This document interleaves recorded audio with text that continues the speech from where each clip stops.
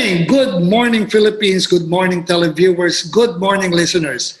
Ito na naman tayo, it's Everything Under the Sun with your host, Jera Sison. Okay, for this episode, this will be a very exciting one. Why? Because this is the last day of the formal campaigning of all our candidates. Bago tayo ay pumunta sa kanya-kanyang presinto, yung mga rehistrado para bumoto sa ating mga susunod na mamumuno sa ating bansa. So speaking about that, we will be discussing later on, since this show is called Everything Under the Sun, wherein we'll be discussing anything under the sun. And for today, we'll be talking about politics. Okay? So, later on, we will also be discussing a very important issue na medyo parang nakakalimutan yata natin ng konti since for the past 2 months, we've been on alert level 1. And if you notice, dito sa usapang politika at rally, ang labanan ngayon ay padamihan ng mga nag-a-attend sa rally. Okay? Parang sinasabi nila, ito na ang basihan kung sino ang susunod o mananalo na kandidato natin. But wait, tingnan din natin because right now, it has been a global trend that COVID-19 cases is on the rise. Later on, we'll be discussing about that because based on a certain study, there is a possibility that COVID cases will go up in our country. So, other than that, we also have 2 special guests who will give their insights with regards to these elections, with regards to our candidates who are vying for the top positions of the land. So don't go away. Everything Under the Sun will be right back. Stay tuned.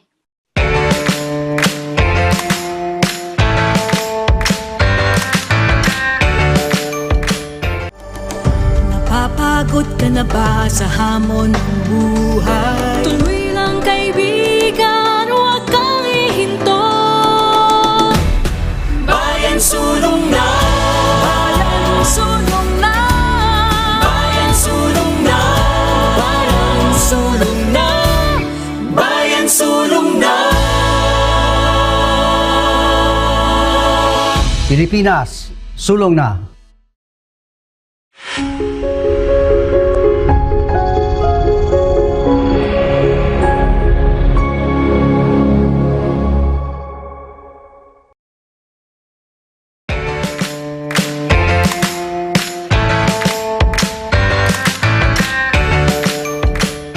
Okay, welcome back to Everything Under the Sun with your host, Jera Sison.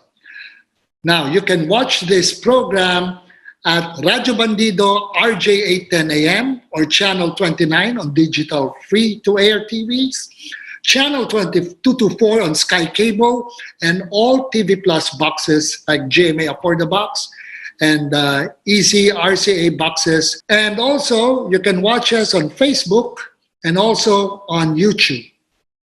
Now, we go now to our topic that we want to discuss for today. Sabi ko nga kanina,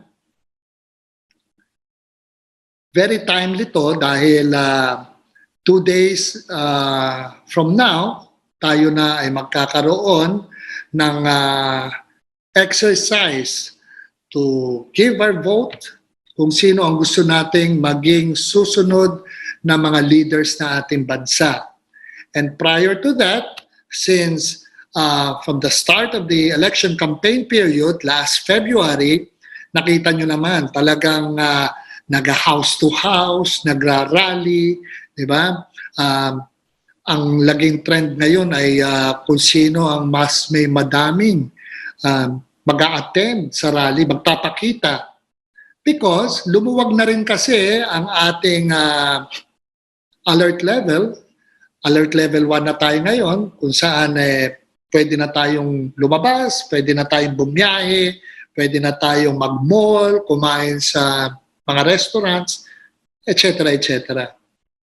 Ang tanong ngayon, because there is this latest study that there is a big possibility that COVID-19 cases might spike any moment sa ating bansa para bantayan ba.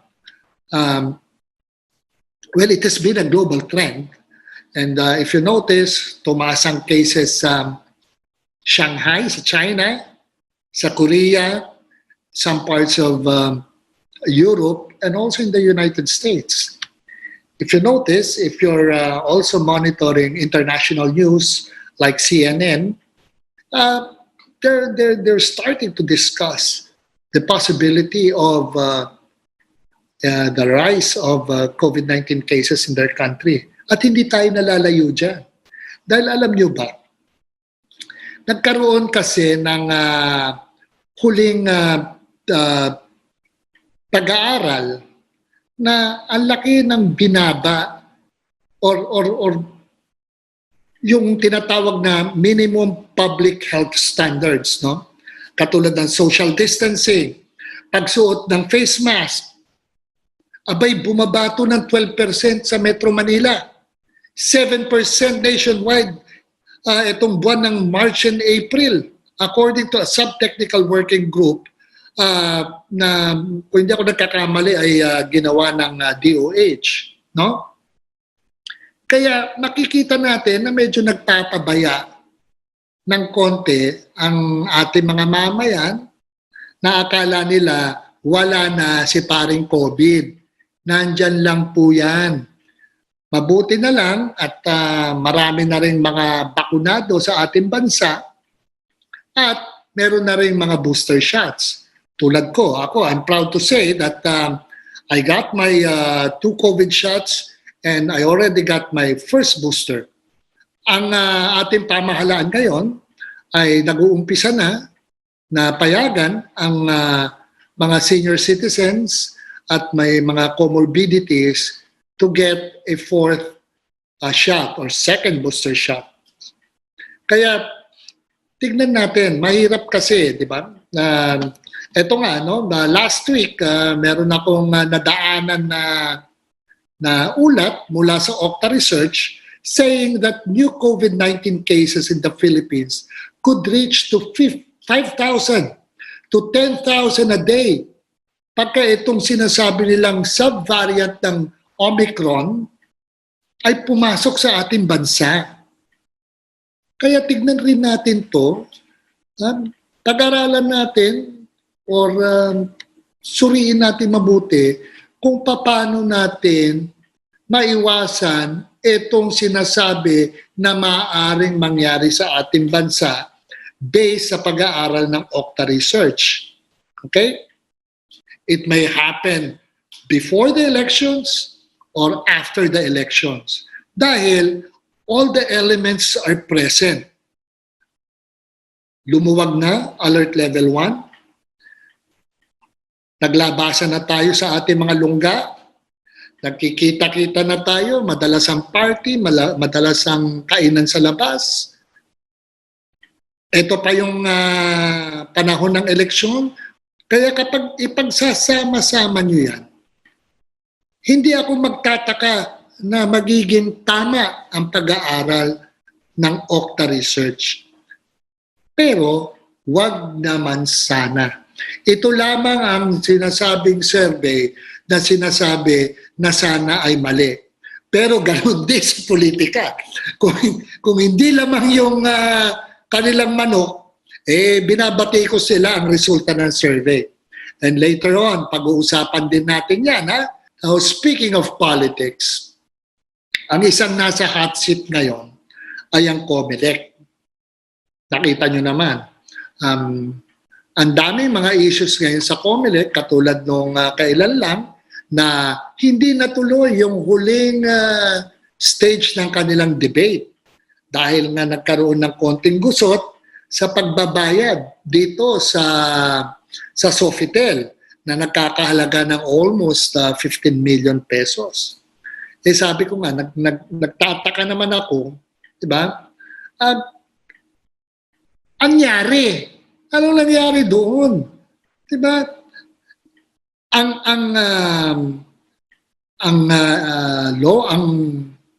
legislative branch of government nag-allot ng budget ng malaki para dito sa presidential elections. Kaya bakit hindi nakapagbigay ng pera? There are more questions than answers dito sa nangyaring ito. Dahil isa pang issue. At ang nakakapagtaka pa dito, hindi pinaalam ng kanilang executive director na si James Jimenez dito sa nangyayaring to at sumulat pa siya sa Sofitel na guaranteeing this event organizer that they will be paid. Despite the fact na sinabi ng Sofitel na nag-issue ng mga cheque itong events organizer na tumalbog. Paano na yan? And another thing, isa pang isyong lumabas, kamakailan lang, nahuli na ng ating mga kapangyarihan yung nagmamanyobra ng Smartmatic, yung IT expert. In other words, yung sinasabi natin dating mukhang namamanipula yata ang Smartmatic ay mukhang may katotohanan noon. Dahil nahuli na nila yung gumagawa nun.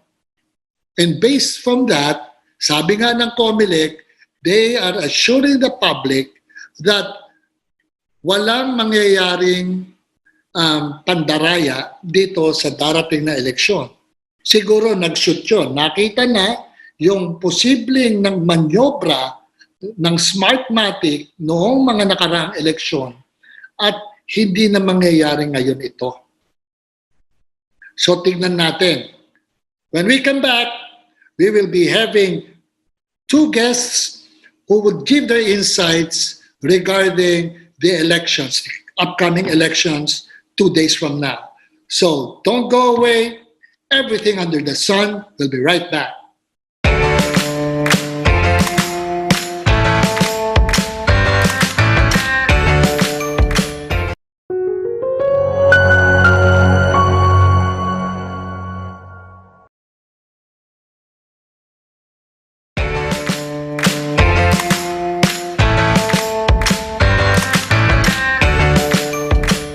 Okay, welcome back to Everything Under the Sun. This is Jera, Sison, your host. A while ago, I was telling about these two very important guests of mine since 2 days from now, tayo magbobotohan na, no? Kaya we want to get insights from these two veteran journalists and academician at the same time, yung isa, no? So, our guest for today is a veteran journalist writing for Philippine Star. He used to be the president of the Malacanang Press Corps. Also covered the House of Representatives, defense, military, and now currently a senior reporter covering the Senate. And this is Mr. Paulo Romero. Welcome to the show, Paulo. Thank you, Yeah. thank you, John. And also, the other guest is an academician, a UP professor teaching political science, and a top columnist also for the Philippine Star, Professor Alex Magno. Welcome, Professor, to Everything Under the Sun. Okay. Magandang umaga. Yeah, to the viewers and listeners of this show, it's just coincidental that both of them are writing for Philippine Star. But I beg for them to guest in our show because of their experience and insights in the political climate of our country. Okay? Ngayon, unang tanong. 2 days before elections, etong mga kandidato natin, talagang they're doing everything, final campaigns, if I'm not mistaken, later on, magkakaroon na yan ng mga meeting de avance. what are your thoughts on this? May yung lumalabas ba sa survey for the past several weeks, more or less yan ang mangyayari? First take, Paulo. Well, Sir Jera, all I can say is this. I've covered so many national elections, various candidates for president. No? And there will always be, survey leaders and then survey tail enders. Now, most of the time, those people who are third, second, or fourth, they would always dismiss, downplay, or even denigrate the source of the survey, and then they would always compare them with the crowds. That's what has happened in the many national elections that I have covered. Now, it's easy to say that this time would be the same would be the case. Maybe there's a bit of uncertainty there, even with the numbers, because even for the past 2 years, the pandemic has really put a crimp on how these surveys are done, because it asks a lot of questions, but since it is done on the phone, the respondents usually want to hang up. Now they're doing it again face to face. Now I don't know how they have, if that has also normalized, or it has a new normal. So that's the I think one of the, if I may say, things that they are banking on. What I'm referring to is those candidates who are second up to the tail end of the poll. So there, I think that's the most objective way I could put it, sir. Okay, how about you, Professor Alex? What's your take on this, based on the surveys? Well, ito yung eleksyon natin na pinakamaraming survey na ginawa. Not just by one outfit, but by at least half a dozen outfits. Regular polls ng Pulse Asia, may Publicus, may DCRH. What is surprising is that there has been very little variance across surveys. No? Halos pare-pareho sila ng resulta. Parang nag-consolidate na yung mga botante. No? Bit of denial yung mga ilang kandidato up to the latest polls, no? which was conducted in third week of April. Sa palagay nyo ba, dahil, di ba, I mean, trying to be objective about what's been happening the past few weeks leading to where we are right now, May 7, di ba? Talagang ang labanan yung sa mga lumalabas sa mga stories ay yung paramihan ng mga taong nag-a-attend sa rallies, no? And at the same time, aside from that, the number of endorsements na hinahabol ng mga ibang kandidato, may celebrities, MILF, other political groups joining a particular or supporting a particular candidate. Palagay nyo ba doon sa past 2 weeks na yun, nagkaroon ba ng changes doon? Paulo? Well, the changes actually we've been seeing, as far as I'm concerned, are the same dynamic that you see in previous election. Though I may add, siguro mas pronounced ngayon yung shifting of groups and how do I say this? Attempts of each other of each candidate to poach, or try to whittle down the support of another, but maybe also because they've been very vocal about it. Because I guess before, when the campaign is more physical, you're really focused on the ground, literally, no? But now, since I believe it's safe to say now the physical campaigning is a bit more limited this time, so they're more the effort to whittle down support of another rival is done on a different level. How about you, Professor Alex? What can you say? May traction ba itong mga nangyayari? Well, every endorsement is valuable. No? And, kasi electoral politics, addition yan. Mhm. Ang question is, can they surmount a lead in market votes? No? Mhm. Sa analysis ng Philippine elections kasi, ang conventional wisdom dyan, pinag-iwalay mo conceptually yung tinatawag na market votes. No? Yun yung mga boto na freely arrived at by the voter. At yung tinatawag na command votes. No? Yun yung mga boto na nadadala ng mga politiko, no? Local politicians in support of their national candidates. No? Normally, yung command votes, nagiging mas distinct yan as you come closer to election day. Ang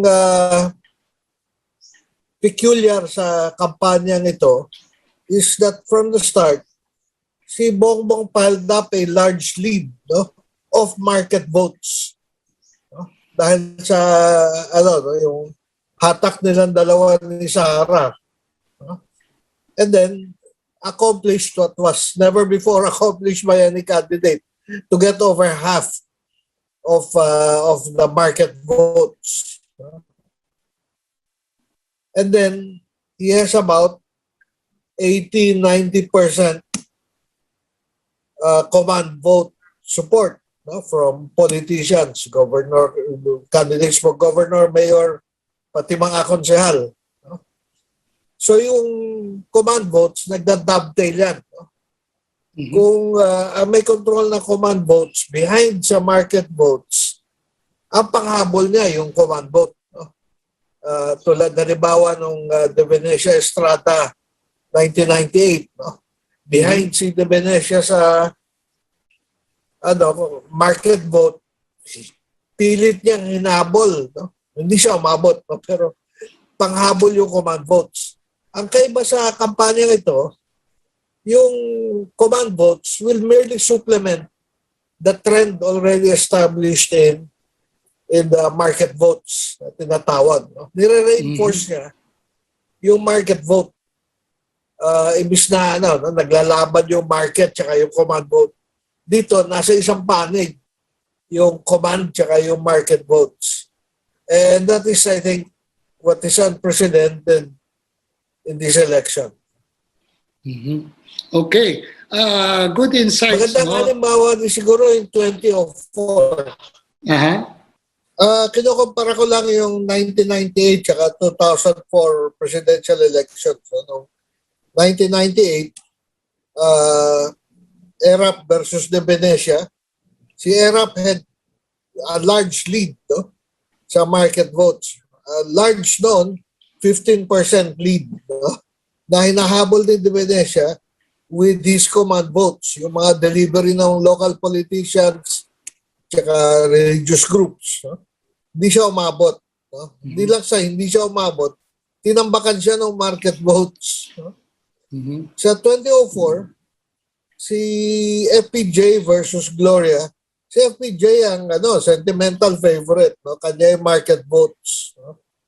Si Gloria humahabol with the command votes. And this time, yung command votes niya sumapat para maungusan niya si FPJ. And eventually, Gloria won the elections. No? Pero command votes talaga ang driver niya. No? Dahil, hindi naman siya kasing popular ni FPJ. No? Yeah. So, dalawang halimbawa yun, no? Noong tug of war between market votes tsaka command votes. No?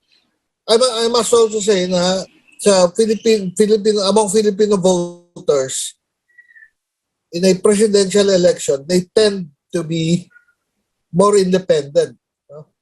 Talagang personal yung pili nila sa kandidato ng Pangulo. So, yung hold ng traditional command vote delivery system, mas mahina pagka presidential lang elections. Pero significant pa rin. And what is unique in this campaign period is that the market votes are aligned with the same candidate.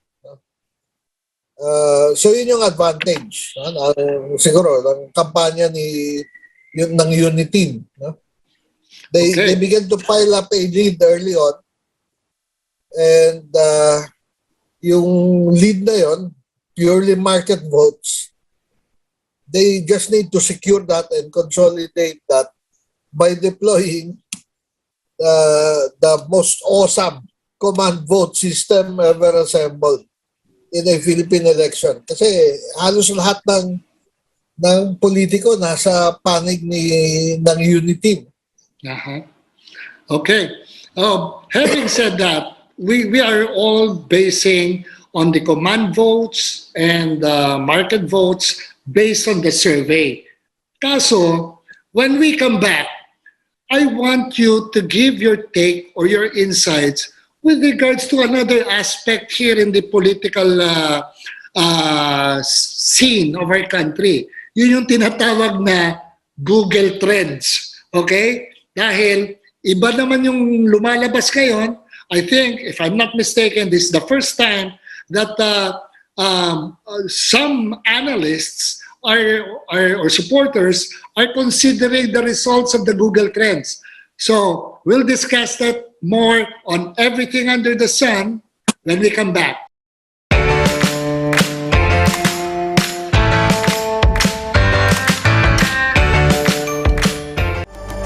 Napapagod ka na ba sa hamon ng buhay? Tuloy lang kaibigan, huwag kang ihinto.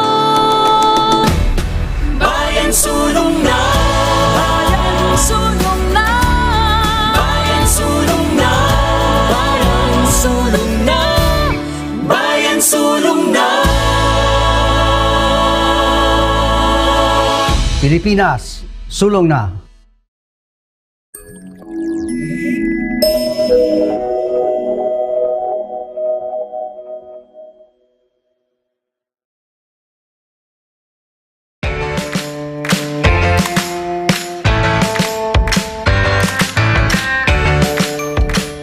Okay, welcome back to Everything Under the Sun. Now, we're discussing, medyo maganda itong usapan natin, no? Kasama natin veteran journalist for 3 decades, Paulo Romero, and UP professor Alex Magno. Let's now go to the new parang bagong pasok dito sa political scene ng Pilipinas. And this is the Google Trend.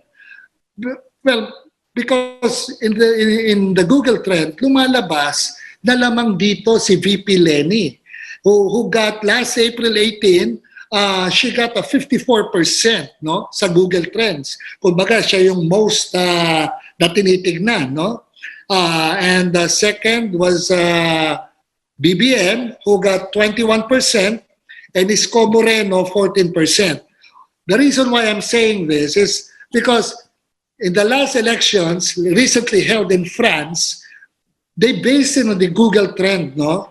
Macron was last April 23, Macron was leading by 57% sa Google Trends, followed by Le Pen, who got 43.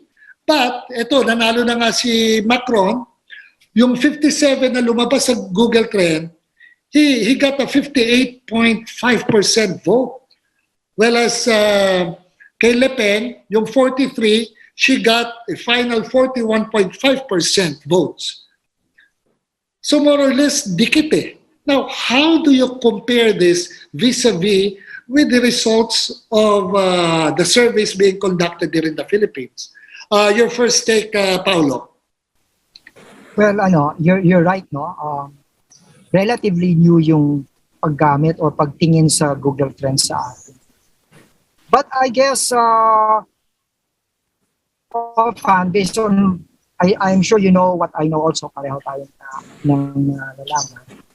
I think the parameters they use or the objective usually for market. No? I mean, it's not really what you call tailor fit for political polls. I think, no, yun. I mean, it could be used for anything, I suppose, no? It could be used for anything. So that would have a different kind of outcome, no? I mean, and like in polls, you have the specific questions, sometimes leading kung siya ay what you call this, commission. So yeah, it's relatively new, no? Especially na ginagamit sa atin yung Google Trends in political context. But I'm not sure how good its predictive ability is. It's something that you could use, but as according to Professor Alex Magno, there's so many polls, no? So maybe sa dami ng polls ito, baka magkaroon ng meta poll. Parang ganun, di ba? Could look at it, di ba? So that's it. And then again, I think it's not just for political polling. Yung the way it is designed, Google Trends. Okay, how about on that? Okay, how about you, Professor Alex? Well, yung Google Trends is not a preference survey.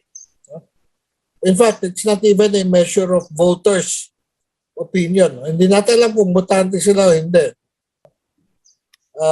And yung Google Trend is not a scientific voter preference instrument. Madalas lang siya i-quote dito kasi kino-quote yan ng mga naiiwan sa survey. Kino-quote nilang pambalanse yung Google Trends. But Google Trends measures interest within a very tight segment of society that uses Google searches.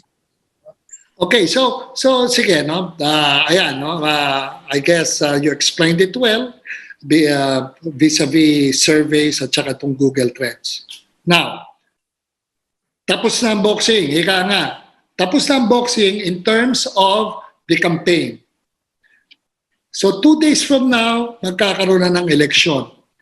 Sa inyo, in the first 24 hours ng voting results, palagay nyo ba similar to what happened in 2016? It was already more or less clear as day kung sino ang lumalamang na malaki or baka maging tight yan because of all the things that the other candidates against the leading candidate who is BBM, ano ba ang nakikita nyo sa first 24 hours after May 9? Paulo? I think it's going to be clear. Barring any, I think there could be two things that could maybe change that opinion, that prediction. One is this massive or significant technical issues. No? Brownouts, yung talagang brownout lahat, and nagka-problema yung like maybe 10 to 30% of the VCM transmission, yon, no? Or second, legal, no? Some last minute, I'm not a lawyer, but some last minute legal action that is allowed to proceed to its own course. Okay, how about you, Professor? Well, noong 2016, ang nangyari noon, nagkaroon ng technical failure. No? So natala yung pagbibilang, and the automated system did not deliver as fast as it was expected to. Noong 2019 elections, nag-deliver yung electoral system. Alam na natin kung sino, kinabukasan na umaga, alam na natin kung sino ang mga bagong senador. So, mayroon sabihin probability of technical failure or not. I'm sure yung mga service provider yan, inayos na nila ng gusto para hindi maulit yung nag-overload yung main server at nagkakaroon ng system failure. At any rate, independent of the systems in reliability, early on, malalaman na natin if the trend indicated by the preference surveys are holding or not. So, first few precincts, makikita mo na yan. Are the trends indicated by the survey holding. Mhm. Kapag nag-hold yan, dahil sa laki ng lamang, alam mo na yung resulta. With a few nationwide precinct samples, makikita mo na kung nag-hold o hindi yung mga trend. So we should know by midnight of election day if the trends are holding or not. Okay. Kasi napakalaki ng lamang. Mhm. Okay, now we're so focused on the presidential and vice presidential bets, no? But tama yung sabi mo. Tignan natin ngayon dito sa mga senador. Medyo na-overshadow eh. Also you, Paolo, you've been covering the Senate for quite some time. Palagay nyo ba it will be the same thing that happened in the last elections na walang pumasok sa 8 diretso or may papasok na opposition, so to speak, in this new set of senators, incoming senators? Paolo? Offhand, I would say may papasok, but not as much, no? Based on the current surveys also. But in my personal view, yung senatorial surveys are not that predictive, no? Has lesser predictive power than presidential, vice presidential surveys. Kasi yung, as Professor Alex Magno said, yung choice ng president and vice president, parang zero-sum yan eh. Mm-hmm. So close sa puso. Zero-sum siya. No? Mm-hmm. As opposed to as opposed to senatorial the senatorial candidates. In fact, there's a study that shows na on the average 8 lang ang napupuno ng on the average yung Filipino ballots for senators out of the 12 slots. So that's how less invested yung tao sa senatorial candidates. Mm-hmm. No? So that's it. May papasok din siguro, but not so much in the sense that every senatorial elections, especially pag yung full term masikip yung naman. Again, basis surveys parang medyo mahina ang showing ng opposition senatorial candidates. But how about you, Professor? Well, sa senatorial level, vastly less predictive yung surveys. No? Dahil maraming factors, yung fill-up rate, halimbawa. No? But the more important thing is the sample ballot operations, no? Mm-hmm. Which could shift as much as 10% of the vote. No? At normally kasi dati, di ko alam ngayon, no? With all the multiple media platforms, ang rule of thumb sa campaign manager, 30% sa air war, no? 30% sa ground war, no? 30% election day operations. Mm-hmm. Ganun kalaki yung attention na binibigay sa election day operations dahil distribution ng sample ballot yan. Yung kung sinong presidente ang karga ng paborito nating kandidato for mayor, di ba? Mm-hmm. Sino ang mga konsehal niya? At sino yung mga senador na nasa sample ballot niya? Ngayon, tulad nung nabanggit ko kanina, disproportionate yung makinarya. No? Kasi nga, ito sila Lenny, gusto nila people's movement. So walang masyadong makinarya for election day operations. No? While all the major political parties which are part of the unity, down to the councilor level, may makinarya yan. Lahat yan mamimigay ng sample ballots. At siyempre, we expect in the main, yung sample ballots yan, karga yung mga senador ng unit team. No? Mm-hmm. O yung unit team PDP laban combined na 17 candidates. No? So malaking bagay yan. And kung magkakaroon ng departure from what the surveys indicate, yun ang magiging sukat natin gaano ka lakas yung election day operations. Okay. Again, yung election day operations, political party yan. Okay, let me go into another scenario, no? I mean, just keeping it real, di ba? regardless of the survey results, talagang ang lumalabas lang dito it's a fight between BBM and VP Lenny, di ba? Just keeping it real. If you will base it on survey results. Now, your scenarios. I want to ask some scenarios. Would it be easier for a BBM administration yung support ng mga mananalo sa Senado, mananalo sa Kongreso, sa lower house? Or as compared, if VP Lenny will win, ano yung composition ng Senado at ng Kongreso in order to push reforms, economic reforms, infrastructure reforms, etc., agricultural? Ano nakikita nyo dyan? Scenarios. Paolo? I guess it would be the support, I suppose, no, would be proportional to the how much would be the mandate, or simplistically speaking, the popularity of whoever is elected. Mm-hmm. Even if you're in the Senate, in the House, it would be easy to form a bloc. The support it would be expected that the support would be, even of both chambers, would be proportional, I guess, and on how narrowly or how wide the margin would be for the winner. Either it would be BBM or Vice President Lenny. So I think that it would be related to that. No?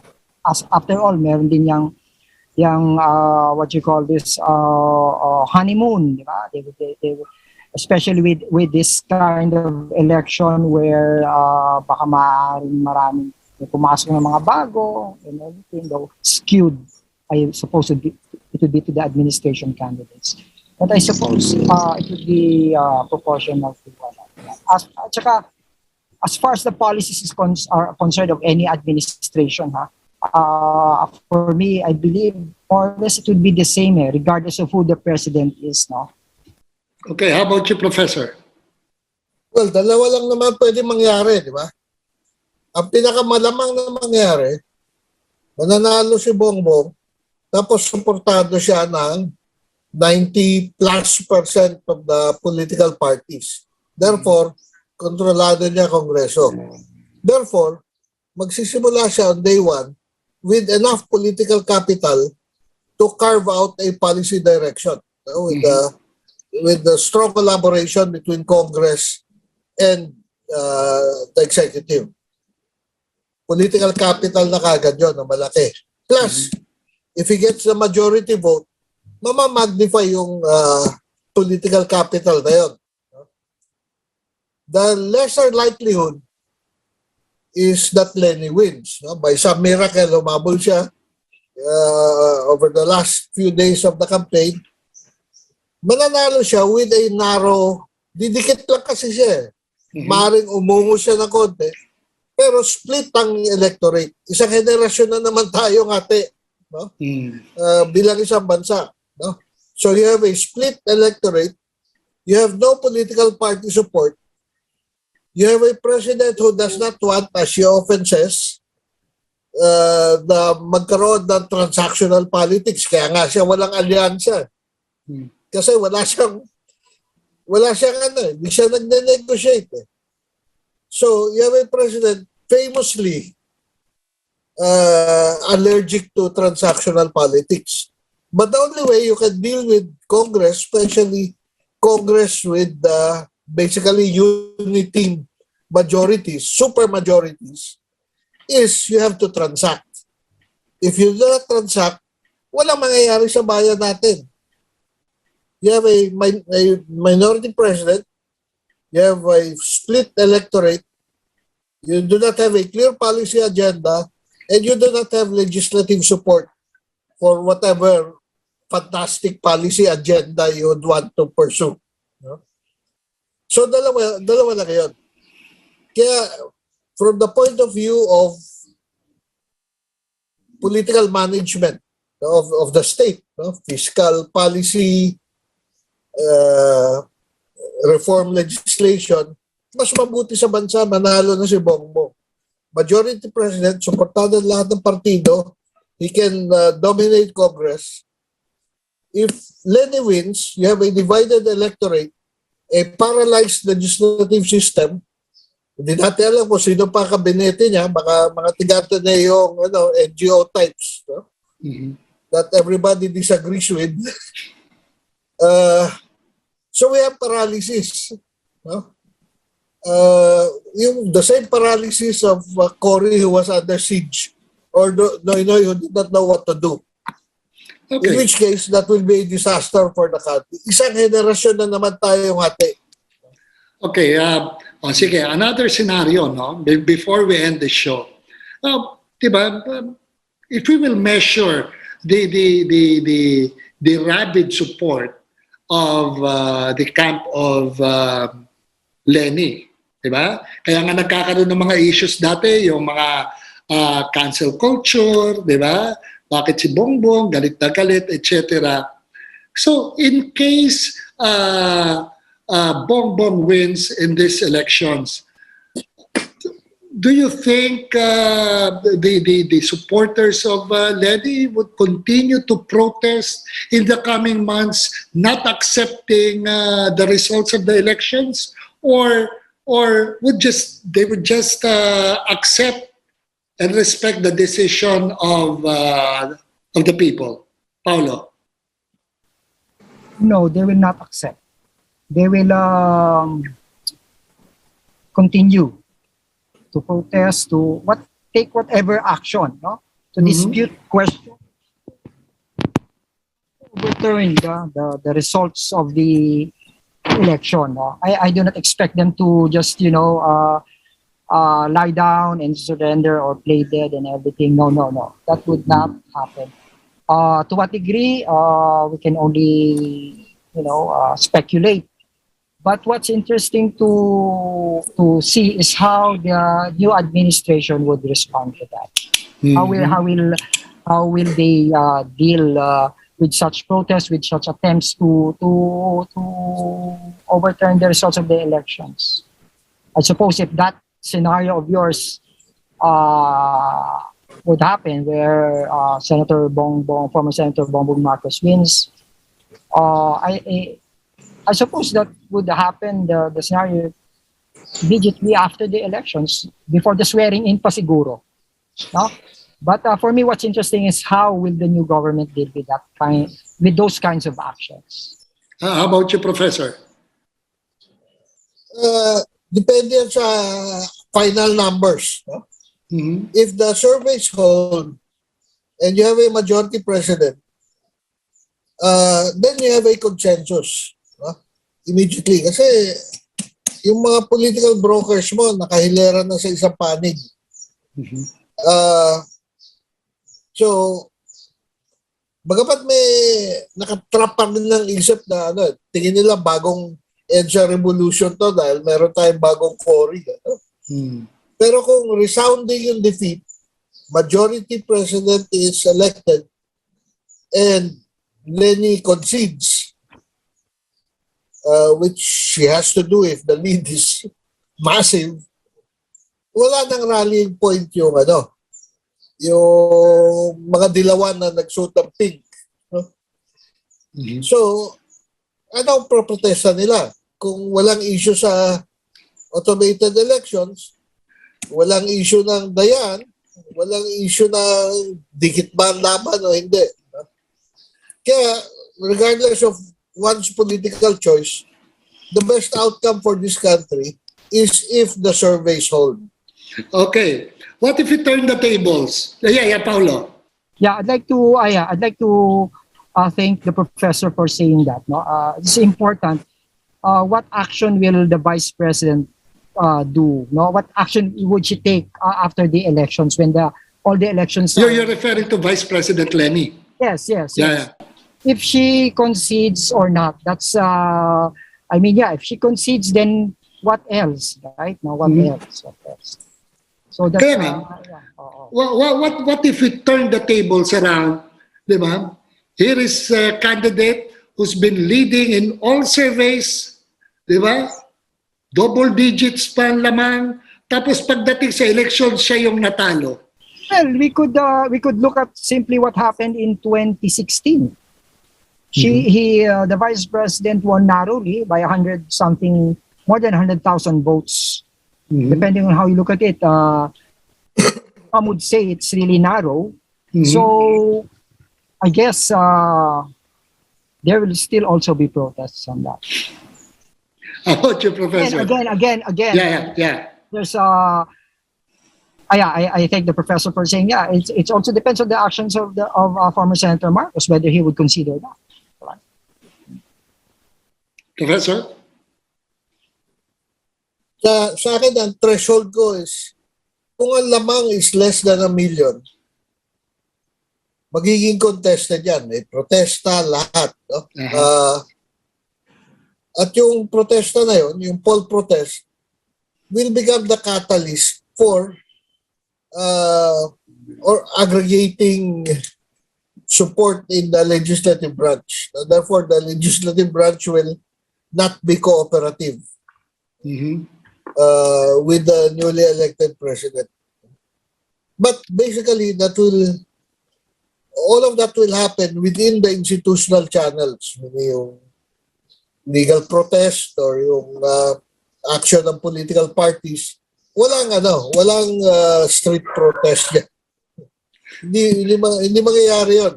Except sa Lawag siguro. Pero hindi mangyayari yun hindi mangyayari yun if the other scenario happens. No? Kasi, kunyari, the last few days, since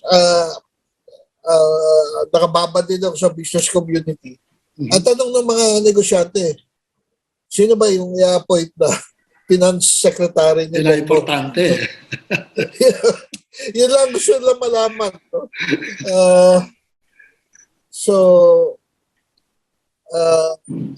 Either way, no? Magkakaroon ka ng ripples o protest dahil sa emotional inertia nitong kampanya. But eventually things will settle down and we will find a way to live with each other. Okay, let's just hope and pray that the scenarios that we're discussing about will be generally a peaceful elections. At pagkatapos yung mataas na emotion ay bababaho pa after several weeks when the election comes out, the final count. Okay, thank you very much, Paolo and Professor Alex. Parting words before you leave us this program. Paolo. Yeah, I'd like to echo what you said. I hope these elections will be peaceful and the results will be respected. That's all. Professor? Well, we've had a very emotional campaign. Probably the most emotional campaign I can remember. So hopefully yung emotions na humupa and we look at things in terms of what are the pragmatic options. Whatever the outcome. Anong gagawin natin ngayon? Di ba? May problema tayo sa pandemya. May tatamaan yung ekonomiya natin nung nangyayari sa Ukraine. No? Yung threat of inflation is imminent. No? Anong gagawin natin ngayon? Sino man ang manalo dyan? Okay. Thank you very much. Thank you very much for gracing our show. We got a lot of nuggets of your insights tungkol dito sa ating eleksyon. So with that, I would like to thank Paulo Romero and Professor Alex Magno. Thank you. Thank you very much. Salamat din. Thank you. Okay. Everything under the sun will be back. Don't go away.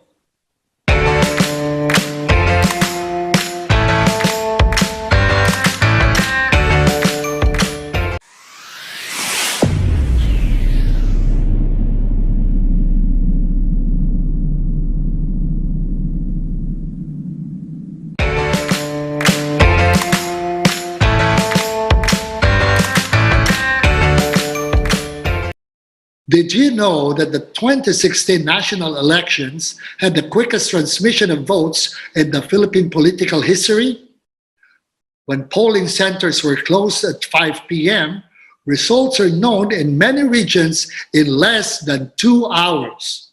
Filipinos knew Rodrigo Duterte, the first president-elect from Mindanao, was the landslide winner after a few hours at the end of the voting due to the automated relay of the results from the provinces. More than 40 million Filipinos cast their votes in 2016, representing 81% of total number of voters, surpassing the voter turnout in 2010 presidential elections. Overseas absentee voting also went up by a whopping 300%. Okay, there you have it. I hope you got some information, insights, and analysis of our two guests, veteran journalist Paulo Romero and UP professor and columnist, Professor Alex Magno. But before we end the show, let me leave you a quote from one of the favorite presidents of the Philippines.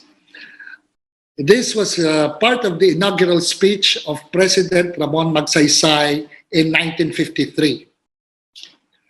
We have a glorious past. Now we must build a future worthy of the past. I hope this quote of President Magsaysay would be very useful to us 2 days from now as we cast our vote in this coming national elections. For everything under the sun, this is Jera Sison. Enjoy your weekend. See you next week.